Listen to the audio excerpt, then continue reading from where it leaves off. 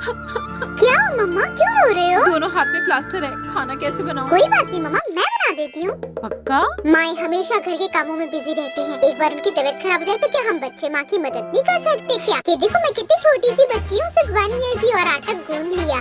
मुझे तो सब आता है कैसे घर के कामों में मम्मा की हेल्प करनी चाहिए। ये कितना स्टिकी है। ओह माय गॉड, कोई बात नहीं, आटा गूंद लिया है, रोटी बना लेती हूँ, रोटी बेल लेती हूँ। देखो रोटी बेलने की Ninja technique. Oh my God, कितना काम करना पड़ता है भाई। धरती पे आए हो तो काम तो करना पड़ेगा। ओफो, रोटी गोल बेल ही नहीं रही है, क्या करूँ? ये तो अच्छा है कि वाओ। अरे इधर